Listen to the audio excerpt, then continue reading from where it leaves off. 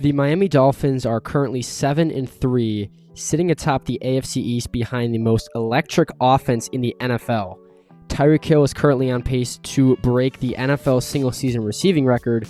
Jalen Waddle is one of the fastest and most dangerous receiving weapons in the NFL, and Tua Tagovailoa is playing as one of the best quarterbacks in the league right now. This, of course, is all happening under their first-year offensive coach, Mike McDaniel. And this past weekend, the Dolphins obliterated the Cleveland Browns, scoring 39 points on 491 yards. What makes this offense so dangerous, and how did this team go from such a mediocre offense in 2021 to the league's best just 1 year later? Let's start by talking about quarterback Tua Tagovailoa, who's taken massive strides as a passer since he entered the league a couple years ago. As I mentioned, he's not the same player that he was since he entered the league as a rookie, but one thing for sure, he's always excelled as a short area passer. Tua operates best inside of the numbers, throwing with accuracy and anticipation. He works well within structure and can place the ball perfectly in stride for his receivers to catch and run. The main difference this season is his play outside of structure. His ability to throw the ball down the field into tight windows has been the main area that he has developed since entering the league. And this Browns game was a perfect example of the Dolphins utilizing Tua's strengths to their advantage. The Dolphins offense does an exceptional job of getting their players into space, and they do this many different ways. It can be a dump off, motion, screens, RPOs. With the speed threat of Tyreek Hill and Jalen Waddle, corners often play off coverage to not get burned over the top. This in turn opens up the short to intermediate game, and the Dolphins exploited this area against the Browns. There were countless examples of this team throwing screens or running motions to get their receivers into space.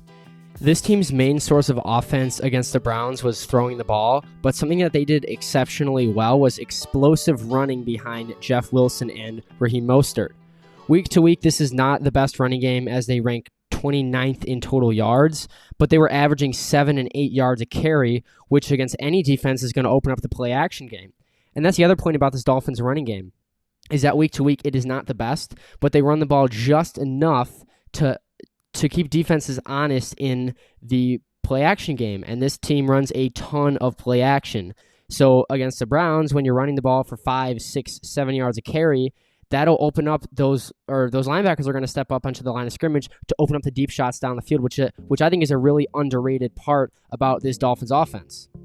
As awesome of an offensive performance that this was against the Browns, it is worth noting that this is not the only time that this has happened. It's consistently every week that the Dolphins are destroying secondaries with their offensive schemes, and rookie head coach Mike McDaniel cannot be given enough credit as a play caller and as an innovator. And I honestly don't remember a time that a rookie head coach stepped into a situation like the Dolphins, which is a good situation, mind you. But he took this team from really a below average, non-explosive offense at all to the league's best 1 year later with maybe the MVP frontrunner at quarterback when he looked nothing like an MVP the week before. So in terms of ranking the rookie head coaches or how Mike McDaniels ranks against the rest of the league, he's undoubtedly the number one rookie coach, and I think you can make a case right now that he is the coach of the year, being his first year as a head coach. So absolutely incredible, and I just love the offensive schemes that the Dolphins are running week to week. It is awesome to watch. Probably the biggest reason for the Dolphins' offensive takeover outside of Mike McDaniel has been the play of quarterback Tua Tagovailoa, and he's largely doing so as the same role he played at Alabama, which is that of a distributor. And what that really means is he's getting the ball to receivers in space to run after catch. And in a lot of ways, he is playing the role of a system quarterback.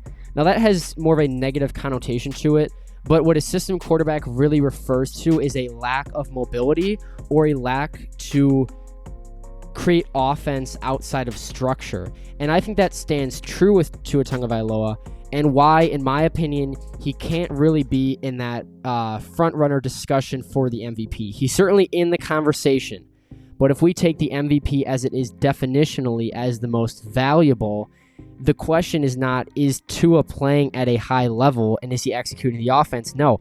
The main question is he the most valuable? Is he generating the most value for his team? And while he is doing what the offense is asking of him, it's not in the same way of a guy like Patrick Mahomes or a guy like Geno Smith or even a guy like Josh Allen. So this is not meant to take away from Tua because, again, I can't even say this enough. He is anticipating passes at an unbelievable level that I did not see coming into the year, and he's supremely accurate. He has fantastic pocket presence like he showed at Alabama. It is honestly incredible to watch. It's incredible to watch him play. And him paired with Mike McDaniel, there are receivers screaming open. So a receiver screaming open and Tua hitting him on the money is not me taking away from Tua. I'm just not going to apply the same amount of credit I would if he hits a more covered throw, per se. And so with a guy like Patrick Mahomes, who doesn't necessarily have the weapons that Tua does, it's just not the same thing happening. So yes, they are two great players in their own right. It's not supposed to take away from Tua, but they're not generating value in the same way. So if you disagree, let me know down below. If you have any video suggestions, you can follow my socials or you can let me know down in the comment section. Like and subscribe. That's the easiest way to support the channel. And I will see you all in the next one.